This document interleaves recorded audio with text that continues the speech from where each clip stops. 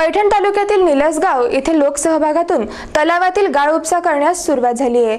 या कामाच्या उद्घाटनासाठी आलेले तहसीलदार संजय पवार यांची गाडी महिलांनी अडवली आणि त्यांच्यासमोर पाण्याच्या समस्या मांडल्या।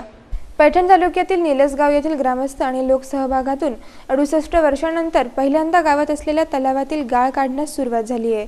7 फुटापर्यंत हा गाळ काढण्यात येणार असून यामुळे येथील नागरिकांचा पाण्याचा प्रश्न कायमस्वरूपी मिटणार आहे। या कामाचे उद्घाटन पैठण तालुक्याचे तहसीलदार संजय पवार यांच्या हस्ते श्रीफळ फोडून करण्यात आलं।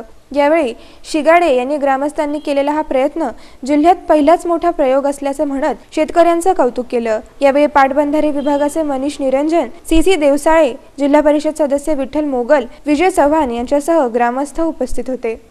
परंतु गाळ उपसाच्या उद्घाटनासाठी आलेल्या तहसीलदार संजय पवार यांच्या गाडीसमोर गावातील महिलांनी भांडे ठेवत गाडी अडवली आणि सध्या पाण्यासाठी होत असलेल्या भटकंतीचं काय असा प्रश्न करत यावर लवकरात लवकर उपाययोजना करण्यात यावी अशी मागणी केली। यावेळी तहसीलदार संजय पवार यांनी गावातील ग्रामसेवकास बोलवून तात्काळ उपाययोजना करण्याचे आदेश दिले।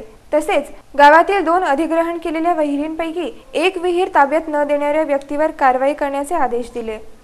निलसगावकरांनी गाळ उपसासाठी सहभाग नोंदवला आणि गाळ टाकल्यामुळे शेतीची सुपीकता वाढत आणि तळ्यामध्ये जास्तीत जास्त पाणी साचत, त्याच्यामुळे आमच्या निलसगावचा फायदाच होईल। कार्यक्षेत्रात येत असलेले निलसगाव लबार प्रकल्प यावर्षी कोरडा आहे। त्या निमित्ताने लोकसहभागातून वर्गणीतून जो गाळ काढण्याचा कार्यक्रम आहे अत्यंत सुंदर सर्वांनी लोकवर्गणी करून हा गाळ काढून आपली जमीन सुपीक करण्याच्या अनुषंगाने एक पाऊल पुढे टाकलेलं आहे। त्याबाबत मी सगळ्या गावकऱ्यांचे अभिनंदन करतो।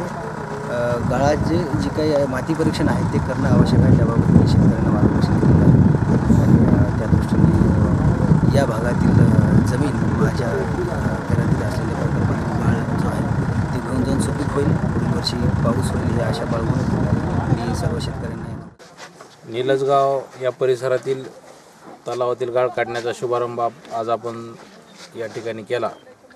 सर्वप्रथम मी या निलसगावकरांचे अभिनंदन करतो। त्यांनी स्वतःहून पुढाकार घेऊन या गाळ उपसा करण्याला एकदम शासनाच्या भूमिकेला एकदम समर्थन देऊन सहकार्य केलं, त्याबद्दल मी त्यांचे आभार मानतो। आणि याचं कारण असं की 1968 सालचा हा तलाव आहे।